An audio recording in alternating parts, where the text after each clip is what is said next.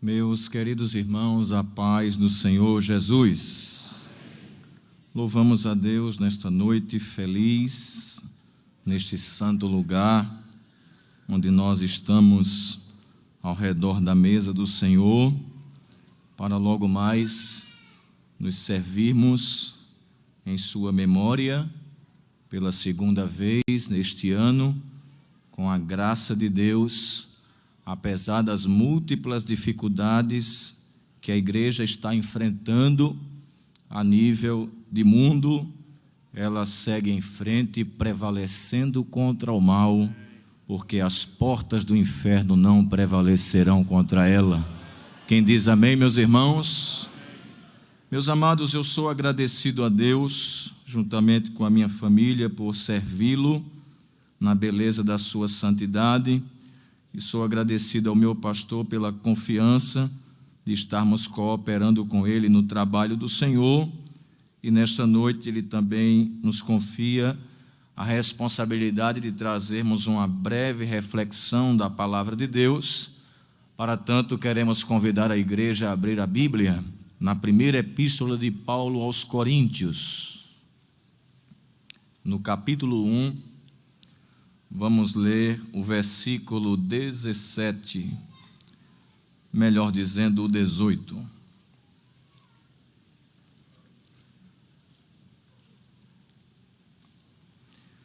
Primeira epístola de Paulo aos Coríntios, capítulo 1, versículo 18.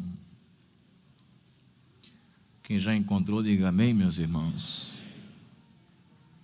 Vamos ler juntos, por favor. Quando eu contar 3, é apenas um versículo para ficar fixo na nossa mente. 1, 2, 3. Porque a palavra da cruz é loucura para os que perecem, mas para nós que somos salvos é o poder de Deus. Quem diz amém, meus irmãos? Amém. Meus amados irmãos, para esta noite o Senhor tem colocado no nosso coração a inclinação, acreditamos, do seu Espírito, de estarmos meditando neste texto da palavra de Deus, e nós queremos falar sobre o poder da mensagem da cruz. Estamos no Novo Testamento, diante de uma das epístolas que foram escritas pelo apóstolo Paulo, a princípio um opositor da igreja, que quando confrontado com Jesus ressuscitado, passou a ser um bandeirante do evangelho, o maior promulgador, divulgador da mensagem de Jesus.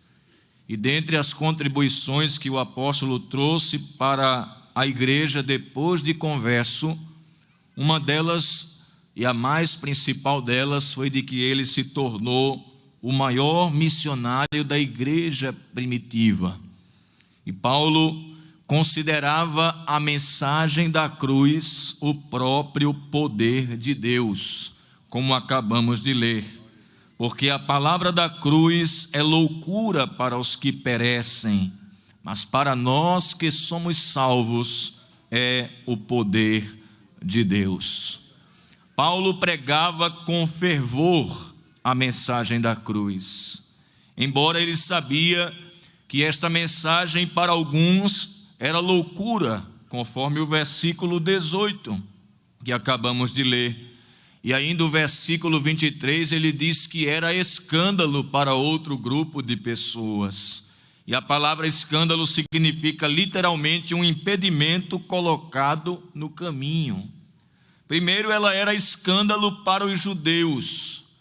O estereótipo que os judeus criaram na mente a respeito do Messias é que ele seria apenas um Messias descendente de Davi, que colocaria Israel como cabeça das nações e que viria apenas como um conquistador e não como um Messias sofredor.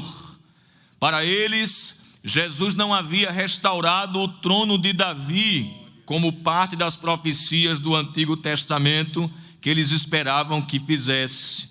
Além disso, Os judeus entenderam que Jesus foi executado como um criminoso comum.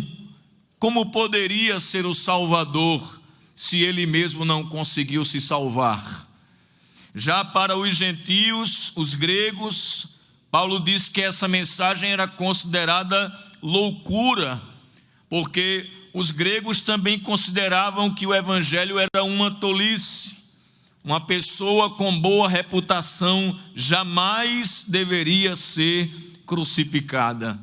Em suma, para ambos os grupos, a morte era uma derrota e não uma vitória. E se nós analisarmos um pouco a respeito da primeira mensagem da cruz antes de Jesus, a gente não vai entender porque Paulo pregava com tanto fervor essa mensagem. Você há de convir comigo, a igreja há de convir comigo, que o objeto, a cruz em si, ela encerra um significado, a princípio, negativo. Por exemplo, em primeiro lugar, a cruz ou a crucificação nos passa a mensagem de morte. A cruz é um instrumento de execução. Quando nós estamos em uma rodovia ou passando em algum lugar que a gente vê uma cruz, a gente já associa à morte, entendendo que aquele objeto está ali porque alguém morreu ali. Isso significa dizer que a cruz é um instrumento de morte. Essa é a primeira visão que se tem a respeito da cruz.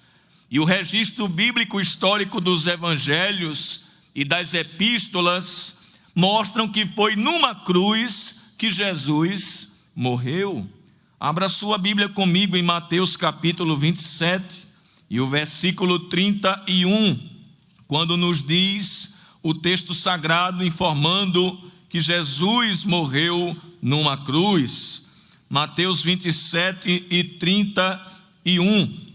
E depois de o haverem escarnecido, tiraram-lhe a capa, vestiram-lhe as suas vestes e o levaram para ser crucificado. Estes e outros textos nos mostram que foi neste objeto que Jesus foi morto. Paulo ainda diz em Filipenses capítulo 2, versículo 8, a respeito de Jesus, que ele foi obediente até a morte e morte de cruz. A crucificação, como todos sabemos, era um método tão horrendo de morte, porque ela reunia as 4 qualidades que os romanos mais valorizavam numa execução. Primeiro, ela envolvia uma agonia impiedosa. Isso porque as mãos e os pés do crucificado eram literalmente traspassados. O próprio termo crucifixo, cruz quer dizer cruz literalmente, e fixo de fixar, ou seja, fixar numa cruz. E em Lucas 24 e 39 é dito que Jesus teve os seus pés e as suas mãos traspassados. É bom dizer ainda que, além de uma agonia impiedosa, a morte ela era prolongada, não era uma morte instantânea, ela era paulatina, para que a pessoa que enfrentasse ela pudesse morrer aos poucos. Jesus, por exemplo, foi crucificado às 9 da manhã e ficou lá até às 3 da tarde. Ela também era um espetáculo público. Quando uma pessoa era crucificada, era colocada em um local estratégico para que os viajantes, ao passar, olhassem para o crucificado e dissessem: jamais eu vou cometer o que aquele homem cometeu, porque senão vou ter o mesmo destino dele. Era uma morte de exemplo para os demais. E em Lucas 23 e 48 é usada a expressão espetáculo literalmente. Há que se acrescentar ainda que ela também era uma humilhação. O sentenciado à crucificação era obrigado a levar a parte transversal pelas ruas até o lugar da execução. João 19, 17. Ele também era despido, ou total ou parcial. João 19, 24, repartiram entre si as vestes de Jesus. Ele também foi sentenciado entre dois malfeitores, sendo um inocente. Lucas 23 e 32. A crucificação era a punição capital reservada à pior classe de pessoas na época, aos escravos. Por isso que Paulo diz, sendo obediente até a morte e morte de cruz, dizendo que Jesus chegou ao último estágio de humilhação. Mas além da cruz ser símbolo de morte, à luz da Bíblia, ela também é símbolo de maldição. Os irmãos conhecem Deuteronômio 21, 22 e 23. O sentenciado à estaca era considerado um maldito de Deus. Uma primeira olhada, nós podemos dizer o que leva Paulo a dizer que sente orgulho em pregar a mensagem da cruz, se ela é símbolo de morte e se ela é símbolo de maldição. Em terceiro lugar, a cruz era um instrumento de punição. Se a pessoa fosse para ali, é porque estava sendo punida. Jesus foi condenado pelo tribunal religioso sinédrio como blasfemo e condenado pelo império como insurreição, como alguém que se levantou querendo se fazer rei a si mesmo. Isso está em Mateus 27 e 22 e em João 19, 6 e 7. Quando perguntaram, o sumo sacerdote perguntou: tu és o filho do Deus vivo? Ele disse: eu sou. Então esse homem é digno de morte, porque eles entenderam que isso era blasfêmia, fazer a si mesmo Deus. E quando disse que ele se fez rei, então se levantou contra o imperador, é digno de morte também. Em quarto lugar, a cruz também era um instrumento de justiça, porque se era o lugar de um infrator, ao ele ser condenado, então a justiça foi feita. E foi sob essa alegação que Jesus foi crucificado, em Mateus 26, versículos 65 e 66. Aí a pergunta que nos vem à mente, diante dessas realidades negativas da cruz, símbolo de morte, maldição, punição e justiça, por que Paulo disse que a mensagem da cruz é loucura? É porque até Jesus a cruz era tudo isso aqui, mas depois que ele morreu nela, ela passou a ter um sentido diferente. Ela significa morte, mas quando Paulo olhava para Jesus nela, dizia: eu tenho do que pregar, porque ele morreu, mas ele morreu em meu lugar. Glória a Deus. Por isso Paulo disse, aí dá vontade de pregar. Romanos 4 e 25, veja aí na sua Bíblia, por favor. Se não era assim que Paulo enxergava, Romanos 4 e 25, está escrito assim: o qual por nossos pecados foi entregue e ressuscitou para nossa justificação. Por que você prega, Paulo, sobre a mensagem da cruz? Eu prego sobre a mensagem da cruz, porque se não fosse ele, ia ser eu. Aí ele foi para lá para me livrar de ir para lá. Aí eu saio anunciando nos quatro cantos a mensagem da cruz, que é o poder de Deus.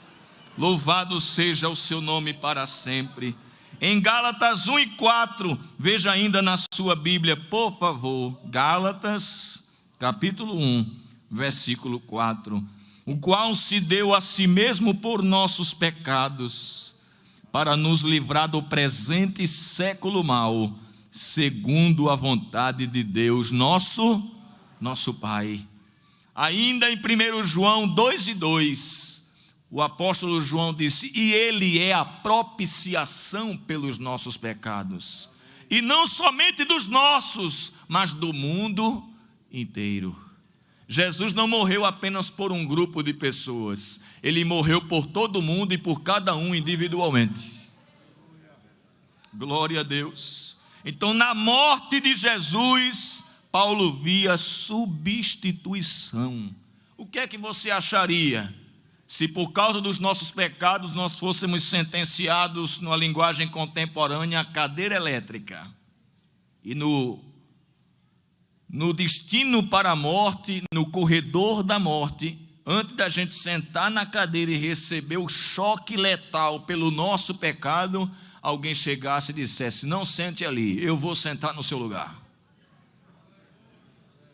Eu e você daria um culto em ações de graças, porque a gente diria: antes ele do que eu. Sabe o que é a Santa Ceia? Um grande culto em ações de graças, porque nós estamos olhando para a cruz do meio e dizendo: foi ele no meu lugar. Oh, labarachuriandaralamas. Bendito seja o seu nome para sempre. Mas eu disse aos meus irmãos que o madeiro era símbolo de maldição. Por que Paulo pregava? Porque Paulo entendia: se na cruz há morte, eu vejo morte, mas eu vejo Jesus morrendo em meu lugar, no madeiro, que é um símbolo de maldição, eu vejo a fonte da bênção. Ele, Jesus, sofreu a maldição para nos dar a bênção. Quando Cristo foi crucificado, a maldição da desobediência da lei veio sobre ele. Veja Gálatas, capítulo 3, e o versículo de número 13, quando o apóstolo Paulo nos fala sobre isso. Gálatas, capítulo 3, versículo 13: Cristo nos resgatou da maldição da lei, fazendo-se maldição por nós, porque está escrito: maldito todo aquele que for pendurado no madeiro. Então, lá na cruz, ele sofreu a maldição pela nossa desobediência, a fim de que nós pudéssemos herdar a bênção. O versículo 14 dessa mesma epístola nos diz: para que a bênção de Abraão chegasse aos gentios por Jesus Cristo, e para que pela fé nós recebamos a promessa do Espírito. Então veja, ele não só lhe substituiu na morte, como ele trouxe a maldição sobre ele, para que a bênção chegasse à tua vida, à tua família e à tua casa para sempre. Por isso Paulo diz em Efésios 1 e 3, que ele nos abençoou com toda sorte de bênçãos espirituais nos lugares celestiais. A sua e a minha alma esta noite deve dizer aquilo que disse o salmista no Salmo 103: bendize, ó minha alma, ao Senhor, e tudo que há em mim bendiga o seu santo nome. Bendize, ó minha alma, ao Senhor, e não te esqueças de nenhum de seus benefícios. Lá vai alguns: é Ele quem perdoa todas as tuas iniquidades e sara todas as tuas enfermidades. Quem te coroa de benignidade e de misericórdia. Quem livra a tua alma da perdição. Tem uma versão que diz assim: que livra a tua alma da cova. Não era para você estar ceando aqui essa noite não, porque alguns de nós já era para estar debaixo de 7 palmos, mas quando você veio para Jesus, ele fechou a cova e disse: venha cá.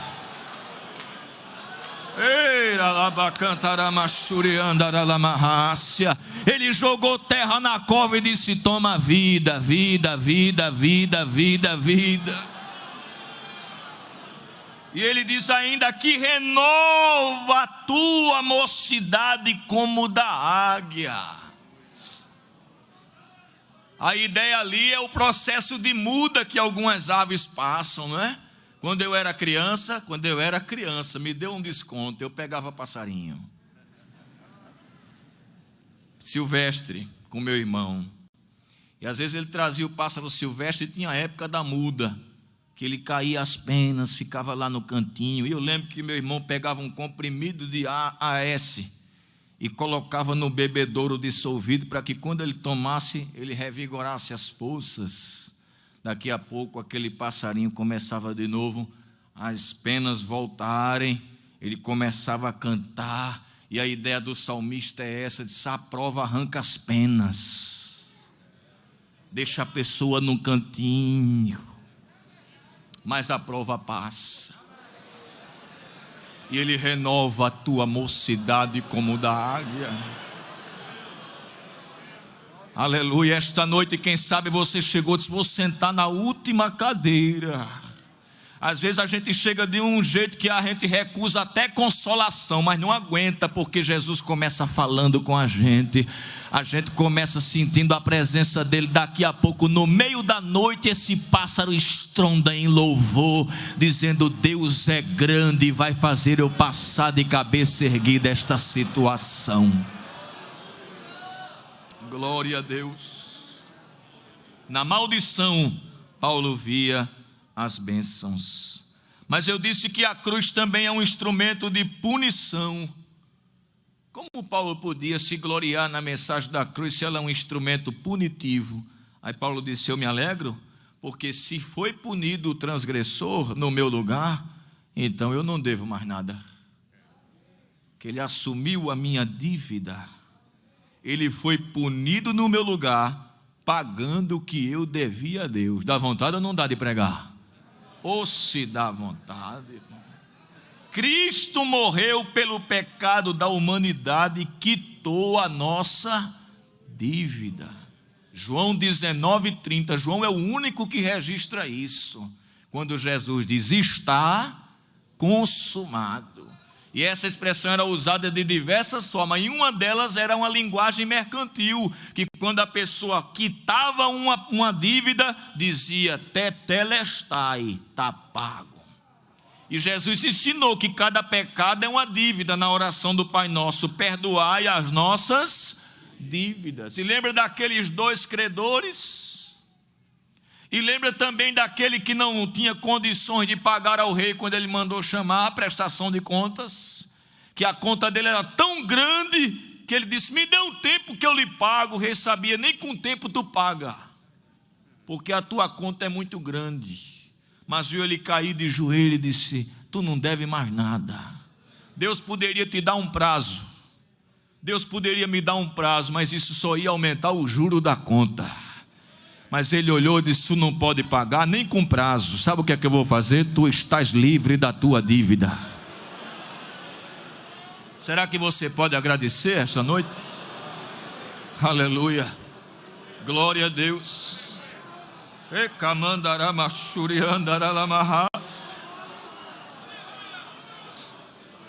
Eu fui visitar uma dirigente de ciclo de oração no hospital, e do lado uma senhora começou a ver a gente trazendo uma palavra, acompanhado de um presbítero representando o nosso pastor. E ela disse: eu também quero uma palavra. Eu fui lá, dei uma palavra a ela, e ela um pouco resistente. Os irmãos sabem que as pessoas, quando não ainda são convertidas, têm a autojustiça, né? Uma justiça própria, e ela cheia de justiça própria. Aí o presbítero até achou engraçado quando eu disse assim: olha, se a senhora merece o perdão de Deus, ao invés de a senhora precisa do perdão de Deus, e vamos entender que cada pecado que a senhora cometeu é uma pedra, e a senhora tem que colocar essa pedra numa sacola nas suas costas.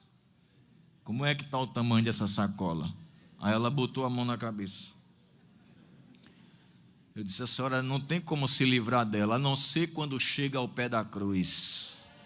Quando a senhora cai de joelho ali e disse: não mereço o teu perdão, mas preciso, ela se solta sozinha assim, ó. É Ele. Sabe o que é a cruz? A desistência da autojustiça e o estabelecimento da justiça de Deus. Na punição, Paulo via pagamento. Em Colossenses 2:14, ele riscou a cédula que nos era. Às vezes a gente diz que ele rasgou, mas o texto diz que ele riscou. Porque rasgar pode ser até que alguém diga assim: está devendo ainda, cadê ela que eu não vejo mais? Aí você diz: olha ela aqui riscada. Ela existe, mas está riscada. Porque se alguém vier cobrar, você diz: olha aqui, já está quitado. Dizem que Lutero teve um sonho, né? Em que Satanás se apresentou para ele e disse: está dando um aí de reformador, né? Mas eu conheço teus pecados. São esse. Deu uma lista bem grande. E ele pensou que Lutero ia ficar acabrunhado com aquilo. Quando ele terminou a lista, Lutero disse: ainda tem mais, faltou você dizer outros. Aí ele disse: é mesmo. Aí acrescentou mais alguns e disse: e aí, Lutero? Ele disse: é tudo isso que você disse, agora está faltando colocar algo aí. O sangue de Jesus Cristo nos purifica de todo pecado.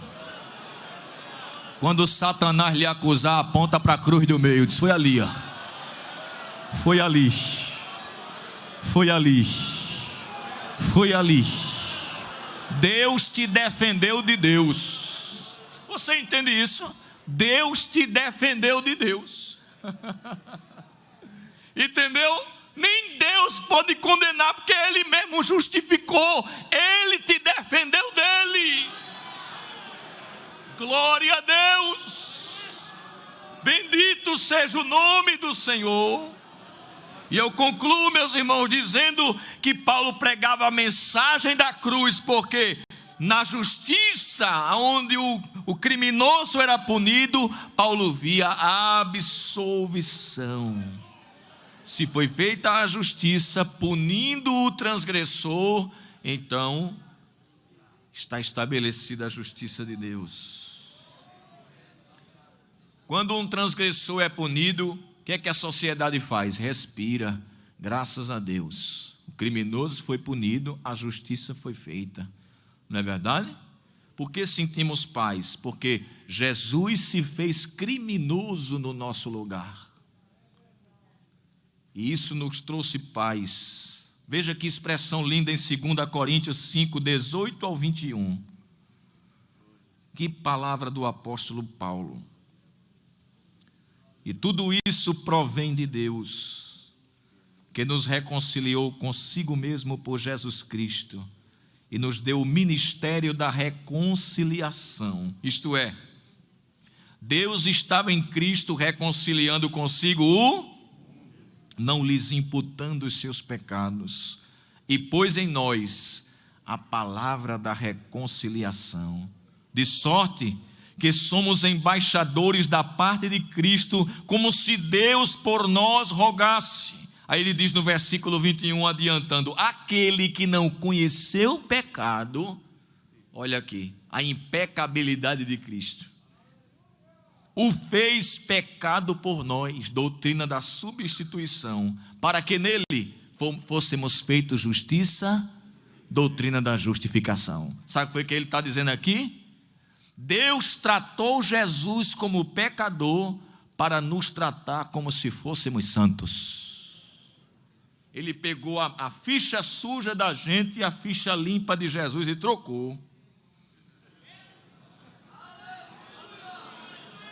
Ele pegou a tua conta corrente e a minha que estava a zero, e pegou a de Jesus que tinha 1 bilhão e transferiu.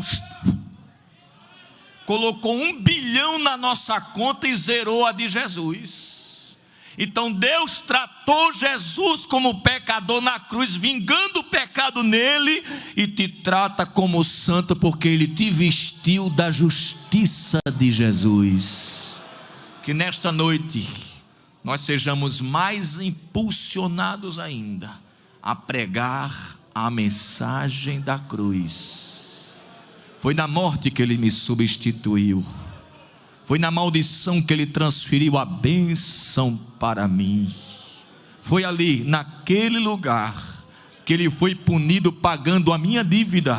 Foi lá que se estabeleceu a justiça de Deus, e eu hoje posso andar de cabeça erguida, porque Deus olha para mim e me vê vestido da justiça de Cristo. Quem diz amém, meus irmãos? Muito obrigado, meu pastor.